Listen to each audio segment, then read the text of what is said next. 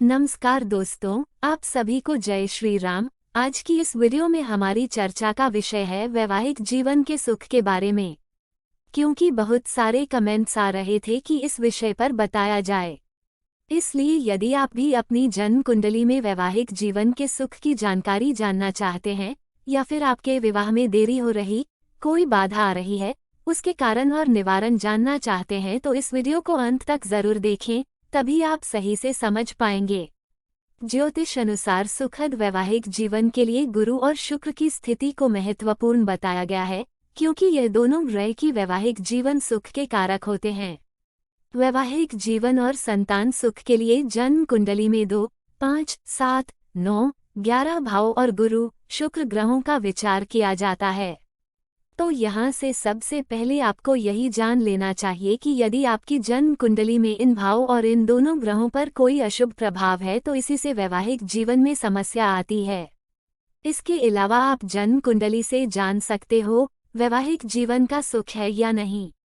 यदि जन्म कुंडली में गुरु या शुक्र का किसी भी रूप में 2, 7, 11 भाव से संबंध बन रहा है तो विवाह जरूर होता है। अगर गुरु या शुक्र जन्म कुंडली में शुभ हो तो विवाह जल्दी होता है, लेकिन अगर गुरु या शुक्र वक्री, अस्त या अशुभ प्रभाव में है तो विवाह होने में काफी बाधा आती है। विवाह देरी से होता है या फिर संतान देरी से होती है। इसके अलावा ज्योतिष अनुसार ऐसी भी ग्रह स्थिति होती है जिनके चलते विवाह होता ही नहीं।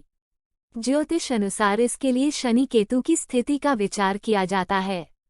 जन्म कुंडली में शनि केतु की ऐसी स्थिति हो तो विवाह नहीं होता। अगर जन्म कुंडली में शनि और केतु दोनों ग्रह 2, 5, 7, 9, 11 भाव को प्रभावित करे, चाहे भाव में स्थिति से चाहे दृष्टि से, तो संन्यास योग होता है, यानी ऐसे जातक का विवाह नहीं होता। अगर विवाह होगा भी तो 2 वर्ष के अंदर ऐसी स्थिति बन जाती है कि अकेले रहना पड़ता है। जन्म कुंडली के अलावा किसी भी विषय के सुख विचार के लिए सर्वाष्टक वर्ग भी महत्वपूर्ण होता है। अगर सर्वाष्टक वर्ग में 2, 9, 11 भाव 28 से ज्यादा अंक हैं, विशेषकर नवम भाव में, तो जीवनसाथी का अच्छा सुख और सहयोग मिलता है।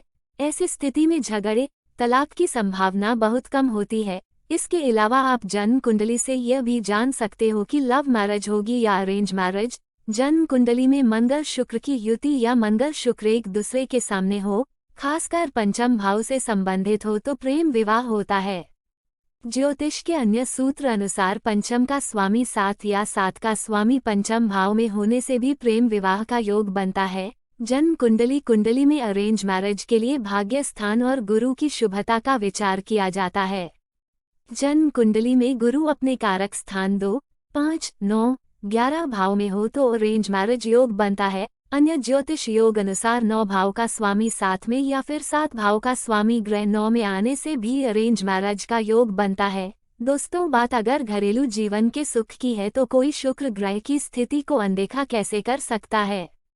घरेलू जीवन सुख के लिए जन्म कुंडली में शुक्र की स्थिति है महत्वपूर्ण होती है। जन्म कुंडली में शुक्र 3, 6, 8, 10 में कुछ ना कुछ अशुभ फल देता है। जन्म कुंडली में शुक्र किसी अशुभ ग्रह के साथ युति या दृष्टि हो, जैसे कि शुक्र शनि युति या शुक्र राहु युति या शुक्र केतु युति हो, जन्म कुंडली में शुक्र सूर्य एक ही भाव में हो, इन सब स्थिति में शुक्र के फल अशुभ समझने चाहिए। ऐसे जातक के विवाह होने में काफी बाधा आती है और फिर विवाह के बाद भी जीवनसाथी से सुख और सहयोग की कमी बनी रहती है। शुक्र के अलावा जो महत्वपूर्ण है वह है जन्म कुंडली में गुरु की स्थिति। घरेलू जीवन सुख के लिए जन्म कुंडली में गुरु की स्थिति है महत्वपूर्ण होती है। जन्म कुंडली में गुरु 3, 6, 7, 8, 10 में अशुभ फल देता है। जन्म कुंडली में गुरु किसी अशुभ ग्रह के साथ युति या दृष्टि हो, जैसे कि गुरु शनि युति या गुरु राहु युति या गुरु केतु युति हो, जन्म कुंडली में गुरु अपने कारक स्थान 2, 5, 9, 11 से बाहर हो, इन भावों में गुरु के शत्रु ग्रह बुध, शनि, राहु हो, इन सब स्थिति में गुरु के फल अशुभ समझने चाहिए। ऐसे जातक के विवाह होने में काफी बाधा आती है और फिर विवाह के बाद संतान से सुख और सहयोग की कमी बनी रहती है। आपकी जन्म कुंडली वैवाहिक जीवन के सुख के अलावा प्रेम संबंध के सुख देख के बारे में भी बताती है। जन्म कुंडली में ऐसी ग्रह स्थिति से होता है एक तरफा प्रेम, यानी जातक को प्रेम प्राप्ति में बाधा आती है। जन्म कुंडली में ऐसी ग्रह स्थिति से होता है एक तरफा प्रेम, यानी जातक को प्रेम प्राप्ति में बाधा आती है। अगर जन्म कुंडली में शुक्र कमजोर या अशुभ हो तो प्रेम तो होता है लेकिन प्रेम विवाह नहीं हो पाता। अन्य सूत्र अनुसार ज्योतिष में मंगल को निडरता का कारक कहा गया है। इस नाते यदि जन्म कुंडली में मंगल कमजोर या अशुभ हो तो भी प्रेम होता है लेकिन प्रेम विवाह नहीं हो पाता। अन्य सूत्र अनुसार यदि मंगल शुक्र के बीच कोई अशुभ ग्रह हो, जैसे कि 7 भाव में शुक्र, 11 भाव में मंगल और 9 या 10 भाव में शनि, राहु या केतु आ जाए तो भी प्रेम विवाह में बाधा आती है। जन्म कुंडली में ऐसी ग्रह स्थिति से बनता है सामाजिक मानहानि का योग। यदि जन्म कुंडली में किसी भी तरह से चंद्रमा या शुक्र को शनि और राहु एक साथ प्रभावित करें तो ऐसी स्थिति में सामाजिक मानहानि का योग बनता है। लड़का लड़की प्रेम विवाह के लिए घर से भाग जाते हैं, फिर भी दुखी रहते हैं। खासकर ऐसी स्थिति लड़की की कुंडली में हो तो लड़की घर से चली तो जाती है लेकिन बाद में उसको पता चलता है कि उसका प्रेमी भी उसको धोखा दे रहा है। घरेलू हिंसा, तनाव, कई बार तो जातक दुखी होकर आत्महत्या भी कर लेता है। इसके अलावा जन्म कुंडली से बेईमानी और धोखे के बारे में भी जाना जा सकता है। जन्म कुंडली में ऐसी ग्रह स्थिति बताती है जीवन साथी बेईमान, धोखेबाज, नशा करने वाला होगा। जन्म कुंडली का पहला और दूसरा भाव सूर्य और गुरु ग्रह जातक के चरित्र, व्यवहार और खान पान, पारिवारिक संस्कार को दर्शाते हैं। इस नाते यदि जन्म कुंडली के पहले भाव पर एक साथ 2 अशुभ ग्रहों शनि, राहु का प्रभाव हो तो जातक के चरित्र पर संदेह होता है। वह आलसी, बातें छुपाने वाला, झूठ बोलने वाला होता है। इसी तरह यदि जन्म कुंडली के दूसरे भाव पर एक साथ 2 अशुभ ग्रहों मंगल, शनि, राहु का प्रभाव हो तो जातक सात्विक भोजन नहीं करता। वह मौस, मदिरा, शराब या किसी भी अन्य व्यसन का आदी हो सकता है। इसी तरह जन्म कुंडली में सूर्य और गुरु पर भी अशुभ ग्रहों का प्रभाव जातक को झूठ बोलने वाला, धोखा देने वाला, शराब, मांसाहार या अन्य किसी नशे के सेवन का आदी बनाते हैं। दोस्तों, ज्योतिष अनुसार जन्म कुंडली से यह भी जाना जा सकता है कि विवाह जल्दी होगा या देरी से। जन्म कुंडली में ऐसी ग्रह स्थिति की वजह से होता है बहुत जल्दी विवाह। यदि जन्म कुंडली में सप्तमेश बुध हो या फिर सप्तम भाव में बुध बैठा हो और किसी अशुभ ग्रह के प्रभाव में हो तो विवाह जल्दी होता है। ज्योतिष के अन्य सूत्र अनुसार यदि जन्म कुंडली के सप्तम भाव पर किसी भी अशुभ ग्रह का प्रभाव न हो तो विवाह जल्दी और बिना किसी बाधा के होता है। अब आपको बताते हैं कि कौन से ज्योतिष योग होने से विवाह सामान्य आयु में होता है। जन्म कुंडली में ऐसी ग्रह स्थिति की वजह से होता है सामान्य आयु में विवाह, यानी 23 से 29 वर्ष के बीच। यदि जन्म कुंडली में सप्तमेश सूर्य या चंद्रमा हो या फिर सप्तम भाव में सूर्य या चंद्रमा विराजमान हो, इन पर शुभ ग्रह का प्रभाव हो तो विवाह सामान्य आयु में बिना किसी बाधा के होता है। ज्योतिष के अन्य सूत्र अनुसार यदि सप्तम भाव पर सिर्फ एक अशुभ ग्रह का प्रभाव हो लेकिन गुरु या शुक्र में से कोई भी एक शुभ ग्रह का भी प्रभाव हो तो विवाह सामान्य आयु में होता है। अब आपको बताते हैं ऐसे ग्रह योग जिनकी वजह से विवाह 30 वर्ष की आयु के बाद होता है। जन्म कुंडली में ऐसी ग्रह स्थिति की वजह से होता है देरी से विवाह, यानी 30 वर्ष के बाद। यदि जन्म कुंडली के सप्तम भाव में अशुभ ग्रह जैसे कि मंगल, शनि, राहु, केतु विराजमान हो या दृष्टि से सप्तम भाव को प्रभावित करे, साथ में शुभ ग्रह का भी प्रभाव हो तो विवाह देरी से होता है। ज्योतिष के अन्य सूत्र अनुसार यदि सप्तम भाव पर सिर्फ अशुभ ग्रहों का प्रभाव हो, किसी शुभ ग्रह की दृष्टि ना हो तो देरी से विवाह होता है और विवाह होने में बाधा भी आती है। अब आपको बताते हैं ऐसा ज्योतिष योग जिससे विवाह घर के नजदीक ही होता है। इसके लिए जन्म कुंडली में चंद्रमा की स्थिति महत्वपूर्ण होती है। यदि जन्म कुंडली में सप्तमेश से चतुर्थ भाव में चंद्रमा का प्रभाव हो तो विवाह घर के नजदीक होता है। ज्योतिष के अन्य योग अनुसार यदि सप्तमेश चर राशि में हो तो विवाह घर के नजदीक होता है। अब आपको बताते हैं कौन से ग्रह योग से विवाह घर से कुछ दूरी पर लेकिन अपने ही शहर में होता है। इसके लिए जन्म कुंडली में मंगल की स्थिति महत्वपूर्ण होती है। यदि जन्म कुंडली में सप्तमेश से चतुर्थ भाव में मंगल का प्रभाव हो तो विवाह घर से कुछ दूरी पर लेकिन अपने ही शहर में होता है। ज्योतिष के अन्य योग अनुसार यदि सप्तमेश स्थिर राशि में हो तो भी विवाह घर से दूर लेकिन अपने ही शहर में होता है। अब आपको बताते हैं कौन से ग्रह योग से विवाह शहर से बाहर होता है। इसके लिए जन्म कुंडली में शनि की स्थिति महत्वपूर्ण होती है। यदि जन्म कुंडली में सप्तमेश से चतुर्थ भाव में शनि का प्रभाव हो तो विवाह राज्य से बाहर लेकिन देश में ही होता है। अन्य ज्योतिष योग अनुसार यदि सप्तमेश द्विस्वभाव राशि में हो तो विवाह राज्य से बाहर होता है। अब आपको बताते हैं कौन से ग्रह योग से विवाह जाति से बाहर होता है। इसके लिए जन्म कुंडली में राहु की स्थिति महत्वपूर्ण होती है। यदि जन्म कुंडली में सप्तमेश से चतुर्थ भाव पर राहु का प्रभाव हो तो विवाह जाति के बाहर होने का योग होता है। यह प्रेम विवाह भी हो सकता है। ज्योतिष के अन्य सूत्र अनुसार यदि भाग्य स्थान पीड़ित हो तो भी जाति से बाहर विवाह होने की संभावना होती है। अब आपको बताते हैं कौन से ग्रह योग से विवाह देश से बाहर या विवाह होने के बाद विदेश रहने का सुख मिलता है। इसके लिए जन्म कुंडली में केतु की स्थिति महत्वपूर्ण होती है।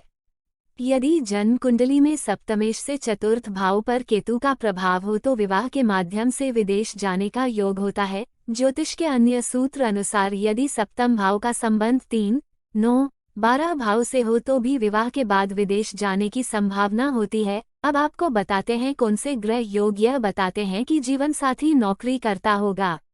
यदि जन्म कुंडली में सप्तम, सप्तमेश और चतुर्थ भाव स्वामी ग्रह का संबंध छठे भाव से बने तो जीवन साथी नौकरी करता होता है। ज्योतिष के अन्य सूत्र अनुसार यदि शुक्र शनि युति या सप्तमेश को शनि प्रभावित करे तो भी जीवन साथी नौकरी करता होता है। अब आपको बताते हैं कि ऐसे कौन से ग्रह योग होते हैं जिनसे पता लगता है कि जीवन साथी खुद का कामकाज करता होगा। यदि जन्म कुंडली में सप्तम, सप्तमेश और चतुर्थ भाव स्वामी ग्रह का संबंध दसम भाव से बने तो जीवन साथी खुद का कामकाज करता होता है। ज्योतिष के अन्य सूत्र अनुसार यदि शुक्र बुध युति या सप्तमेश को बुध प्रभावित करे तो भी जीवन साथी खुद का कामकाज करता होता है। अब आपको बताते हैं ऐसे ग्रह योग जो यह बताते हैं कि जीवन साथी का कोई स्थायी आय साधन नहीं होगा। यदि जन्म कुंडली में सप्तम, सप्तमेश और चतुर्थ भाव स्वामी ग्रह का संबंध लग्न या पंचम भाव से बने तो जीवन साथी के पास आय का कोई स्थायी साधन नहीं होता, वो परिवार के अन्य सदस्यों पर निर्भर होता है। ज्योतिष के अन्य सूत्र अनुसार यदि शुक्र को शनि केतु युति या सप्तमेश को शनि केतु प्रभावित करे तो भी जीवन साथी के पास आय का स्थायी साधन नहीं होता, वो परिवार के अन्य सदस्यों पर निर्भर होता है। अब आपको बताते हैं जन्म कुंडली में कौन से ग्रह योग से ससुराल परिवार से आर्थिक लाभ होता है। यदि जन्म कुंडली में 2, 6, 11 भाव का स्वामी ग्रह अष्टम भाव में हो, साथ में बुध या गुरु का संबंध भी अष्टम भाव से बने तो जातक को ससुराल परिवार से आर्थिक लाभ होता है। ज्योतिष के अन्य सूत्र अनुसार अष्टम भाव में बुध या शुक्र की स्थिति भी ससुराल परिवार से आर्थिक लाभ करवाती है। अब आपको बताते हैं जन्म कुंडली में कौन से ग्रह योग होने से जीवन साथी से झगड़ा, मारपीट, कोर्ट केस की स्थिति बनती है। यदि जन्म कुंडली में सप्तमेश छठे भाव में हो या फिर छठे भाव का स्वामी सप्तम भाव में हो, इस पर अन्य अशुभ ग्रह का प्रभाव हो तो जीवन साथी से झगड़ा और कोर्ट केस की समस्या आती है। ज्योतिष के अन्य योग अनुसार यदि जन्म कुंडली के सप्तम या नवम भाव को एक साथ 2 अशुभ ग्रह शनि, मंगल प्रभावित करे तो भी झगड़े और कोर्ट केस की समस्या आती है। अब आपको बताते हैं वैवाहिक जीवन सुख के अन्य शुभ अशुभ योग। यदि लड़के की जन्म कुंडली में शुक्र पर अशुभ प्रभाव हो, शुक्र 6, 8, 12 भाव में हो या फिर शुक्र पर पापी ग्रहों का प्रभाव हो तो शादी होने में देरी और शादी के बाद भी पत्नी सुख की कमी होती है। इसी तरह यदि लड़की की जन्म कुंडली में गुरु पर अशुभ प्रभाव हो, गुरु 6, 8, 12 भाव में हो या फिर गुरु पर पापी ग्रहों का प्रभाव हो तो शादी होने में देरी और शादी के बाद भी पति सुख की कमी होती है। इसी तरह यदि जन्म कुंडली में सप्तम भाव पर 2 अशुभ ग्रहों का प्रभाव हो या फिर सप्तमेश पर 2 अशुभ ग्रहों का प्रभाव हो, शुभ ग्रह गुरु या शुक्र की दृष्टि सप्तम, सप्तमेश पर न हो तो भी शादी होने में देरी और शादी के बाद भी जीवन साथी से सुख की कमी होती है। यदि लड़की की जन्म कुंडली के 2, 7, 11 भाव में अंगारक योग मंगल शनि या मंगल राहु युति हो तो पति या ससुराल परिवार से झगड़ा होता है। यदि जन्म कुंडली में केमद्रुम योग होगा, चंद्रमा अशुभ प्रभाव में होगा, तो भी जीवन साथी से सुख और सहयोग की कमी का अनुभव होता है। सुखी वैवाहिक जीवन के लिए भाग्य भाव को भी देखना जरूरी है। यदि भाग्य भाव में चंद्रमा, शुक्र या गुरु की युति अशुभ ग्रह से हो, तो भी जीवन साथी से सुख और सहयोग की कमी होती है। यदि जन्म कुंडली में शुक्र तुला या मीन राशि का हो, शुक्र राहु युति हो या फिर सप्तमेश पर राहु का प्रभाव हो तो तलाक के बाद दूसरी शादी होती है। अब आपको बताते हैं गोचर से विवाह का समय योग देखना। यदि गुरु शनि का गोचर एक साथ लग्न कुंडली के सप्तमेश को प्रभावित करे तो उस समय अवधि में विवाह का योग होता है। इसी तरह यदि नवमांश कुंडली में गुरु का गोचर शुक्र से त्रिकोण में हो, उस समय अवधि में विवाह का योग होता है। अन्य ज्योतिष योग अनुसार लग्न और सप्तम भाव की राशि के जुड़ने पर जो अंक आए, उस नंबर की राशि से गुरु शनि का एक साथ गोचर संबंध होने पर भी विवाह का योग होता है। यदि सप्तमेश या भाग्येश से त्रिकोण भाव में गुरु शनि का गोचर हो तो उस समय अवधि में भी विवाह का योग होता है। कुल मिलाकर जब जन्म कुंडली में 2, 7, 11 भाव की दशा चल रही हो और साथ में गोचर का संबंध भी बन जाए तो उस समय अवधि में विवाह योग होता है। लेकिन अगर कारक ग्रह जैसे कि गुरु या शुक्र या सप्तमेश कुंडली में कमजोर हो तो इनके उपाय जरूर करने चाहिए, नहीं तो विवाह की बात तो चलती है लेकिन रुकावट आ जाती है। हम उम्मीद करते हैं आपको यह जानकारी पसंद आई होगी। यदि आपके वैवाहिक जीवन में समस्या आ रही है, विवाह में रुकावट आ रही है, आप हमसे अपनी कुंडली विश्लेषण करवाकर उपाय जान सकते हो। ऐसी ही नई ज्योतिष जानकारी के लिए हमारे चैनल को सब्सक्राइब जरूर करें। धन्यवाद।